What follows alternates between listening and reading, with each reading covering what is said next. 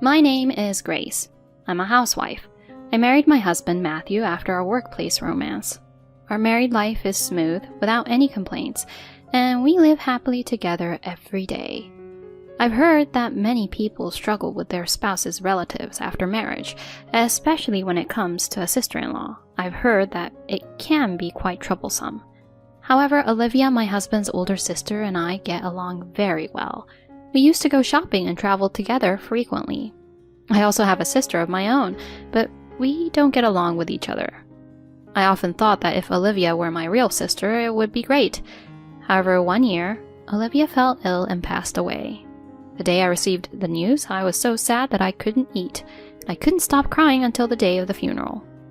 And on the day of the funeral, my husband, who had gone to the funeral venue ahead of me, suddenly called. "What's wrong?" When I picked up the phone, "Absolutely do not come to the funeral venue. Run to your parents' house. I'll explain the situation later, but for now, just leave the house quickly." He spoke in a breathless and angry tone, almost like he was in a rage. I didn't know what was going on. Why can't I go to the funeral of my sister-in-law with whom I was very close? I arrived at my parents' house with an unsettled feeling. "What's wrong? Today was supposed to be Olivia's funeral." My parents were surprised by my sudden gloomy expression when I returned home. I confessed what my husband had told me. "Huh, is that so? Just now someone claiming to be Matthew's relative contacted us. They were complaining about you, calling you all sorts of names. They even threatened to set our house on fire if we didn't pay them compensation. We have no idea what this is all about. We thought it might be a scam or harassment, but there might be something to it. Anyway, let's wait for further communication from Matthew." While saying this, my husband, dressed in mourning attire, hurriedly drove to our house. My husband bowed deeply, lowering his head. "My relatives did something unforgivable earlier. It seems they haven't arrived here yet. Just to be safe, let's go to the police."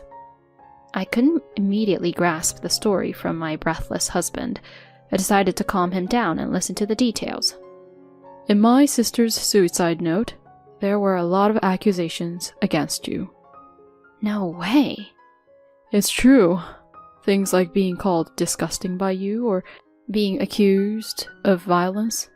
Baseless claims were written there and made-up stories asking for revenge, and the relatives who took it seriously are saying they'll seek revenge against you and are trying to demand an exorbitant compensation.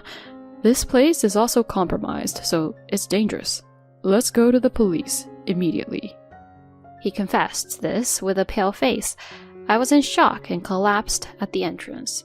With my mother's support, I managed to regain some composure. My sister-in-law talking about me? There's no way that could be true. Even when I desperately searched my memory for any clues, I couldn't recall a single fragment of having done such a thing. My husband comforted me, stroking my shoulder. "Calm down. You'll be okay. It might be a fabrication. Maybe it was rewritten by my mother who dislikes you. My sister always spoke of you as if you were her real sister, saying how adorable you were. She used to talk about you with such happiness. It's unbelievable." He comforted me like this. However, I began to question whether things like fabricating or altering a suicide note could be so easily done. Even with my limited knowledge of the law, I quickly understood that tampering with such written documents would result in immediate legal consequences. "Anyway, if there was a phone call, relatives might come here." Feeling pressured, I left my parents' house. When I arrived at the police station, they immediately wanted to hear the details. I submitted the recorded abusive phone calls on my family home, and the smartphone video that captured my mother-in-law suddenly reading an unnatural suicide note at the funeral, as well as the furious reactions of relatives. The police informed me that since there hadn't been any actual harm yet, they would enhance patrols in the neighborhood and wait for developments. Still, the fact that we had consulted in advance, knowing it could work in our favor if something were to happen in the future, gave me some reassurance. However, shortly after returning home to my family's house, something happened that shattered that feeling of security. When my husband parked the car and got out, there was a commotion at the front door. I approached it, cautiously, wondering what could be the matter. Here I found my sister, her cheek reddened from being hit. "It's all your fault." There were the angry shouts of unfamiliar middle-aged men and women. On the ground, my father's beloved golf club lay broken, and fragments of vases and ornaments were scattered around. It was likely that while we were discussing the matter with the police, my husband's relatives had unexpectedly stormed my family's house. Hey everyone! My wife really hasn't done anything. And hurting my wife's sister? I'm calling the police. In a fit of anger, my husband called the police. At his words, it was evident that the individuals who seemed to be uncles and aunts momentarily hesitated. "Oh, sister?" The two of them standing next to my husband finally seemed to realize that I, Grace herself, was there. It appeared they had come to the realization that it was my sister they had harmed. They seemed to have finally recognized their mistake. She's a vindictive woman, just as the suicide note suggests, preparing a doppelganger. How could you bully Olivia, whom we've cherished since childhood? "It's because of you that she suffered mentally and her illness progressed." And they continued to blame me, trying to approach me once again with a golf club in hand. However, realizing the seriousness of the violence towards my sister and the sound of things being destroyed at the front door, my father rushed in and grabbed his uncle's hand, shouting at him. Not content with just making rude phone calls, how dare you raise your hand to my eldest daughter? I had never seen such a frightening look from my normally gentle father. I couldn't help but shudder at the sight of him. My aunt and uncle were not convinced, and my father and them had a long struggle. Eventually, the police arrived. They put me in a police car for questioning. Grace, are you okay? I was in a state of shock due to everything that had happened, but my father's words snapped me back to reality. "Sis, I'm sorry, it's my fault." I rushed to my injured sister to apologize. My father too lost all the momentum he had earlier. I'm sorry I couldn't protect you, even before you got married, he said, feeling downcast, as my mother brought him an ice pack. He was trying to cool my sister's cheek down. My sister took it from him and applied it herself. "Huh? It's not your fault, you know. You might be plain and quiet, but you got along just fine with our late sister, who was so serious. This is assault, isn't it? And we can get money from those uncles earlier. It's a win." Elizabeth is saying this. My sister always has this kind of nonchalant attitude, even in situations like this. She should be upset and angry about being attacked for something she didn't do, but this time I feel like she's pretending to be calm to protect me, and I appreciate that. And watching how she was after I got married, I truly appreciated that she believed me when I was falsely accused. That's why I couldn't forgive my husband's uncle and aunt for causing pain to such a sister of mine and for their violent actions. That night my husband said to me, I'll gather evidence. You stay here. If anything happens, please let me know. He said this, leaving me behind and heading to his own family's house.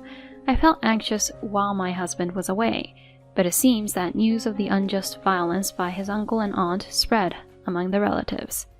After that, no more relatives came to my family's house. In the following days, we arranged a meeting. My parents, sister, husband, and in-laws, and several relatives, including my uncle and aunt, gathered at my husband's family home. It was a slightly spacious house. My uncle and aunt seemed to have a somewhat better understanding of the situation, but they still seemed to believe that they were in the right. If you admit to the bullying mentioned in the suicide note, we'll forgive you from now on. So please don't file a damage report either. They demanded an apology with outrageous reasoning like this and asked us to refrain from filing a complaint. At that moment, $20,000. My previously silent sister spoke up with those words first. What? What did you say? My uncle glared at her with a puzzled expression. If you give me $20,000, I'll hold off on filing a complaint. The place where I was hit hurts and I can't concentrate on my work. Plus, you need to compensate for the golf club and ornaments you broke. Hand over $20,000. My sister casually uttered those words while using her smartphone. My uncle's face turned bright red. What did you say? Is there such a ridiculous story just because she slapped someone once? How audacious. If a sister is a sister, then an older sister is an older sister. They berated in such a manner. To top it off, they turned to my parents and said, Raising such shameless sisters. Don't you feel ashamed as parents? They vented their frustration. My mother was calm, but firm. With all due respect, both sisters are adults. They should be expressing their opinions as individuals, not as children. Isn't it natural to respond to a rude person with rudeness?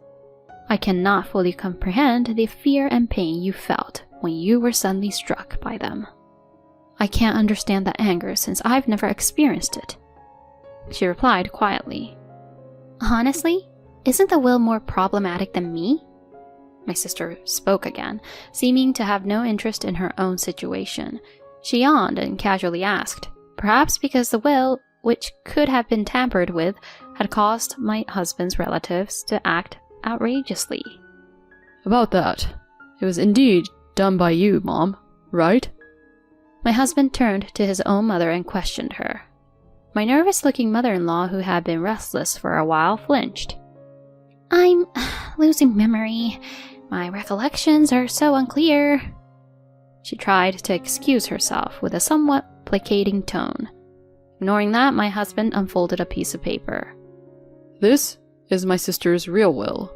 The location where my mother hid it was written in my mother's diary, and I searched and found it. Someone fabricated a will full of lies, making it sound real and fooled our relatives. Who's the fool here? My husband suppressed his anger and spoke in a voice filled with disappointment. My mother, in her diary, she wrote cruel things like, it would be better if my son's wife had replaced his sister. She wrote cruel things without any hesitation. I can't consider her my mother anymore. My husband stared at his biological mother with a cold gaze. My mother-in-law's words gradually faded in front of that gaze, and in the end she was sobbing. My father-in-law, who had been quietly listening to the situation, spoke up. It's my responsibility for not seeing what kind of person she really was. Son, you don't need to have anything to do with this house and our relatives ever again. Live happily, far away. From now on, I will monitor her and ensure that you don't have to see her. It's the least I can do to make amends.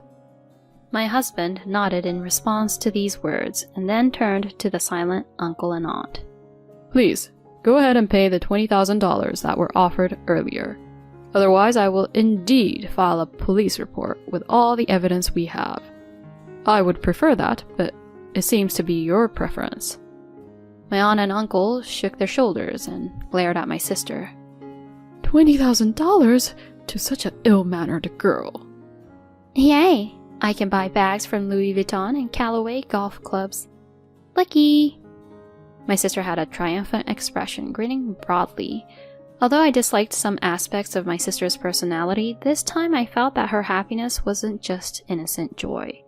Our father's cherished golf club had been broken, our mother's carefully arranged vase was shattered, and I had been unjustly dragged into this absurd trouble. As a family of three, we were left stunned, and it seemed like she intentionally used rude language without any concern for our feelings. Despite the scene, my mother-in-law clung to my husband's legs, crying. You're all I have left. Only you, my beloved son. However, my husband's heart remained firmly closed. So does my sister not matter at all to you? The will was switched, wasn't it? That's right, isn't it? No. Listen to your mother. Can we please stop this already? How much more of an ugly person can you be? My father-in-law, still trying to assert his point, delivered a stern reprimand to my mother-in-law. I can't stand this anymore. Let's all go. Okay, let's leave the discussion about money for another day. Goodbye. My sister rose swiftly, seemingly scornful of our mother-in-law, and walked past the confused relatives who had discovered my mother-in-law's lies. With a confident stride, she headed for the front door. My parents followed her, and my husband, taking my bewildered hand, led me out of the house. At that moment, my husband said, "Even though she's like that now, she used to be a normal mother back in the day. When we came home from school, she used to give snacks to me and my sister. I won't return to this house anymore, so I feel a bit lonely." I still remember him smiling a complicated smile. A week later, as my emotions gradually settled, I decided to ask my husband about the real will. "Actually, I had planned to wait until you could smile more freely." Matthew brought out the real document and spread it out. "I love Grace," it began. "I've gone through a tough battle with illness with frequent hospitalizations. Unlike my mother's feelings for my younger brother, I felt that my mother's concern for me was thinner. My father's kindness was always evident, but Grace, a woman close to my age, was the one who understood me the most. Because Grace has become my emotional support, I can feel every day that I can keep on living, even when it's tough. My parents have significant assets, so I want all my inheritance to go to Grace and Matthew. My mother would likely spend it all quickly, but my father would likely understand. I hope this can be the foundation of your happiness." I couldn't help but hold that will close and cry. "Just let it all out today." My husband comforted me by putting his arm around my shoulders. From that day on, I decided to cherish the memory of my sister-in-law and live with a smile. I'll keep her legacy safely stored away until the day I can use it. Afterward, my sister settled with my husband's uncle and aunt for $20,000.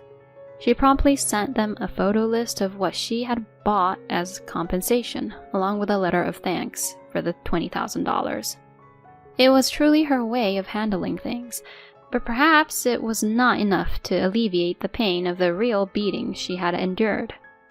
On a side note, through this experience, my relationship with my sister improved slightly, and she started inviting me to have meals together more often. As for our in-laws, my mother-in-law suffered a mental breakdown and aged rapidly. She became delusional, often mistaking complete strangers for me. "Matthew left because of you." It seems it even turned into a police matter. Despite it being her first offense and her mental state being taken into consideration, my mother-in-law was widely known as a dangerous individual. Despite this, my father-in-law did not abandon her as he had promised, and is taking care of her. We have cut ties with my husband's relatives and are currently living peacefully. When I look back, it was truly a terrifying experience. I do feel sorry for my father-in-law who knew nothing about it, but I still cannot forgive the fact that my mother-in-law trampled on her own daughter's feelings. For the sake of the older sister who prayed for us to live happily, my husband and I aspire to lead a long life together, taking it slowly and peacefully.